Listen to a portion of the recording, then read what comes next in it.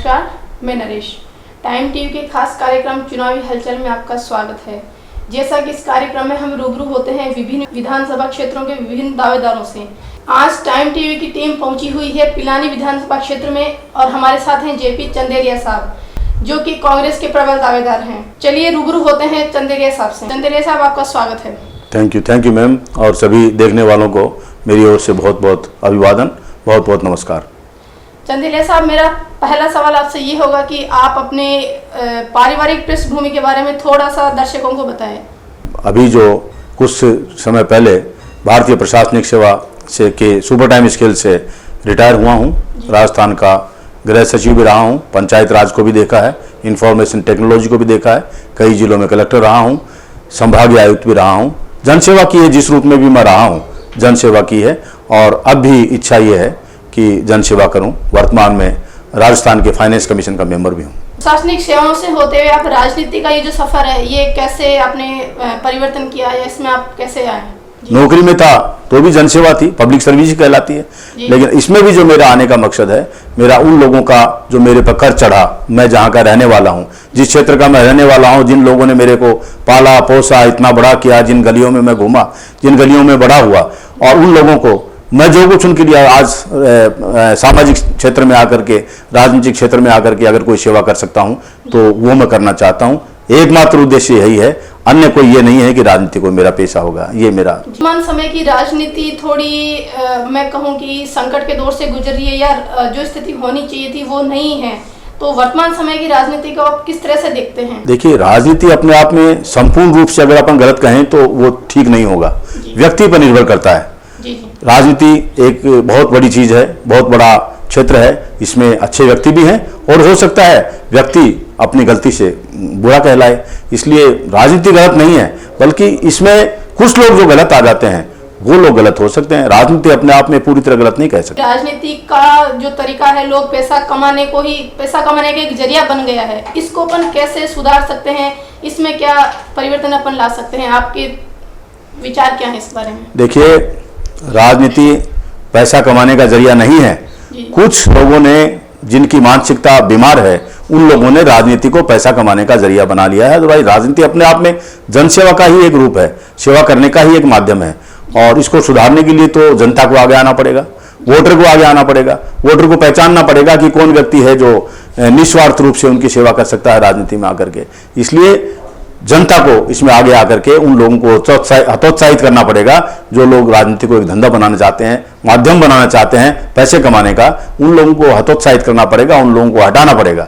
ये जनता ही कर सकती है, जनता के सहयोग के बिना सुधार संभव नहीं है। बना है राजनेताओं के चरित्र पर काफी समय से प्रश्न उठ रहे हैं, तो ये इस पर कैसे अंकुश लगाया जा सकता है, या ये क्यों हो रहा है ऐसा? खुद राजनेताओं को भी कि अगर व्यक्ति ने धन खो दिया तो कुछ नहीं खोया, स्वास्थ्य खो दिया तो समथिंग ही हैज लॉस्ट, और अगर चरित्र खो दिया, if character has lost everything has lost, चरित्र खो दिया तो सब कुछ खो दिया।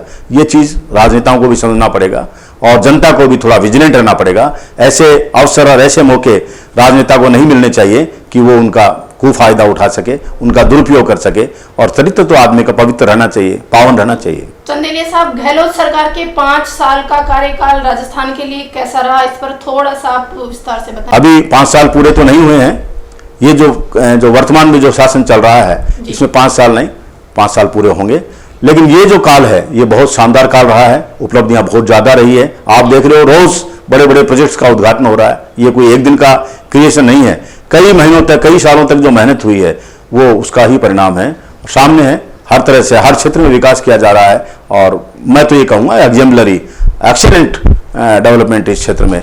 इनको लेकर जनता में यह है कि सरकार योजना तो लगा देती है लेकिन उसको ढंग से क्रियान्वयन नहीं कर पाती, इसमें आपका क्या कहना है? फ्लैगशिप कार्यक्रम न केवल हमारे राज्य की जनता के लिए, बल्कि मैं तो कहूँ पूरे देश में, विभिन्न देशों में अगर आप कहें तो आगे भी आम आदमी के लिए एक ये ऐसी जीवन देने वाली योजनाएं हैं, फ्लैगशिप कार्यक्रम, जो ये गरीब आदमी को, अंतिम व्यक्ति के लिए भी एक बहुत अच्छा संदेश लेके आती है, उसके जीने का सहारा लेके आती है।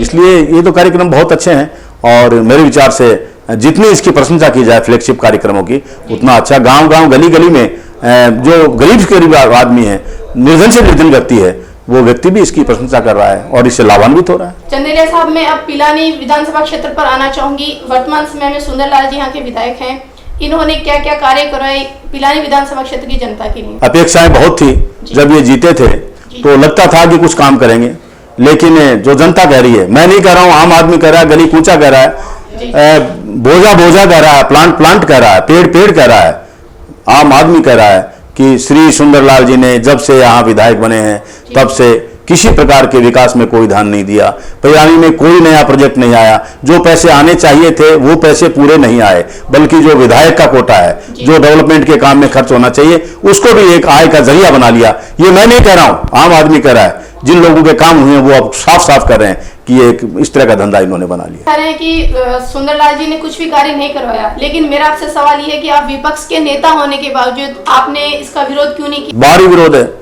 जन जन विरोध कर रहा है। आप जिस जगह पर, जिस नगर में बैठी है, उस नगर में आप किसी गली में चले जाओ, किसी कूचे में चले जाओ, किसी सड़क पर चले जाओ, किसी वार्ड में चले जाओ, लोग त्राही त्राही कर रहे हैं और सुंदरलाल जी के लिए जितना बुरा कह सकते हैं वो जनता कह रही है, मैं थोड़ी कह रहा हूं ये बात। मैं ये नहीं कह रहा पूरा नहीं लगाया, जितनी जल्दी हो सके पैसा खर्च करने का प्रयास किया, लेकिन ये पैसा वहीं गया जहां मालाएं पहनाई गई है, जहां मालाएं पहनाई गई है, मालाएं फूलों की नहीं, मालाएं नोटों की।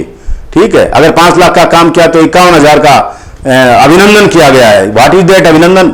अभिनंदन मेरे विचार से प्रश्नवाचक चिन्ह है।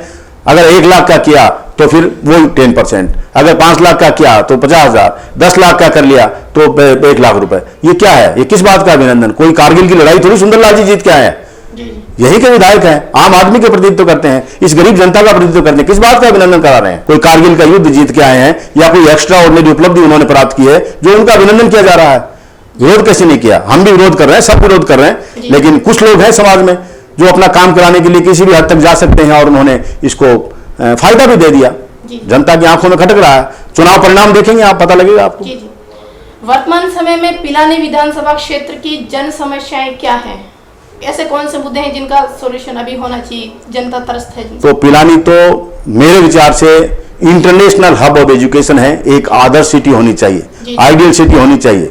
लेकिन जब से श्री सुंदरलाल जी यहाँ का प्रतिनिधित्व कर रहे हैं तब से इस शिक्षा नगरी में सबसे पहला तो प्रश्न यही आ गया, शिक्षा भी एक डेवलपमेंट है, education is also medium of development. तो खुद चूंकि इतने पढ़े लिखे नहीं हैं तो यहाँ के लोग कहते हैं कि पिलानी जैसी इंटरनेशनल हब ऑफ एजुकेशन का प्रतिनिधित्व वो व्यक्ति कर रहा है जो मात्र अपना सिग्नेचर करना जानता है। तो अब वो तो मैं क्या क्या निवेदन करूं, मेरे से बहुत बुजुर्ग हैं, मैं उनके सम्मान में कोई ऐसी बात नहीं कहना चाहता, लेकिन जनता का निर्णय है, जनता का निर्णय हो गया, जनता अब महसूस कर रही है कि निर्णय गलत हो गया। आपको क्या लगता है कांग्रेस आला कमान अगर आपको पिलानी विधानसभा क्षेत्र से टिकट देते हैं तो आप ही को क्यों दे, किसी दूसरे व्यक्ति को क्यों नहीं? कांग्रेस का टिकट मांगा है, जी पर्यवेक्षक के सामने भी मांगा है, प्रदेश कांग्रेस कमेटी को भी मैंने लिख कर दिया है और उनसे निवेदन किया है टिकट के लिए।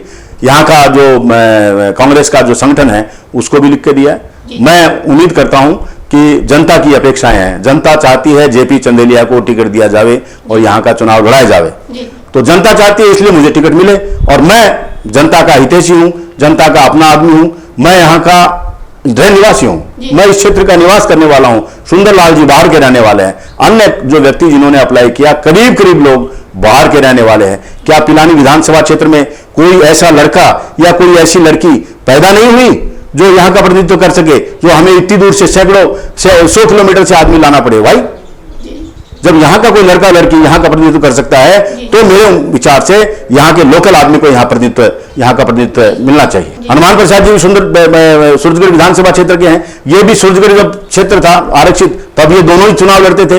अब ये पिलानी विधानसभा क्षेत्र आ गया, दोनों वैसे ही आ गए, जैसे कोई सरकारी अधिकारी का ट्रांसफर होता है वैसे इन दोनों का यहाँ पर ट्रांसफर हो गया। तो ये तो नहीं मंशा संविधान की है कि नया क्षेत्र डेवलप हो तो वहां के लोकल निवासियों को भी अवसर मिले। पिलानी के लोगों को अवसर देने के बजाय ये दोनों की दोनों टीम वापिस आ गई, वही खिलाई मैदान में है। तो क्यों नहीं लोकल के नाम पर मैं आया हूं, और यहाँ की जनता का मेरा, चूंकि मेरा सॉफ्ट कॉर्नर है, दिल के बाईं तरफ इनके लिए स्थान है, मस्तिष्क में स्थान है, दिल में स्थान है यहाँ के लोगों के लिए, इसलिए आया हूँ। मैं राजनीति को धंधा नहीं बनाऊंगा, राजनीति का धंधा नहीं बनाऊंगा, यहाँ के लोगों के लिए आया हूँ। चंदेलिया साहब, अगला प्रश्न मेरा राष्ट्रीय राजनीति से है। जैसा कि राजनीतिक पार्टियों को बदलाव के लिए इनको एक चुनाव आयोग ने एक प्रश्न रखा था कि इनको सूचना के अधिकार के अंतर्गत लाया जाए, लेकिन सारी जो राजनीतिक पार्टियां थी इन्होंने इसका विरोध किया। तो इन्होंने इसका विरोध क्यों किया, क्या अड़चन इनको आ रही थी? पार्लियामेंट में अगर कोई विषय डिस्कशन में आ गया, राज्यसभा में अगर कोई विषय डिस्कशन में आ गया, यहाँ के जो चुने हुए प्रतिनिधि, पूरे देश के जो प्रतिनिधि वहां जो गए हैं, उन्होंने जो डिस्कस किया है, उन्होंने जो अपने विवेक से जो निर्णय लिया है, मैं मान के चलता हूं कि उन्होंने कुछ सोच समझ के निर्णय लिया होगा। इसलिए उनका जो विवेक है उस पर मैं कोई प्रश्नवाचक चिन्ह मैं अपने मुंह से नहीं लगाना चाहूंगा। बाकी आपका विवेक क्या कहता है? मेरा विवेक कहता है कि सूचना के अधिकार के मेरा विवेक मैडम ये कहता है कि पारदर्शिता जीवन के हर क्षेत्र में होनी चाहिए, नंबर 1। नंबर 2, जनता को अधिकार होना चाहिए कि वो जिस चीज को, सार्वजनिक क्षेत्र के चीज को, सार्वजनिक जीवन के क्षेत्र के चीज को किसी को जानना चाहे तो उसको पता रहे।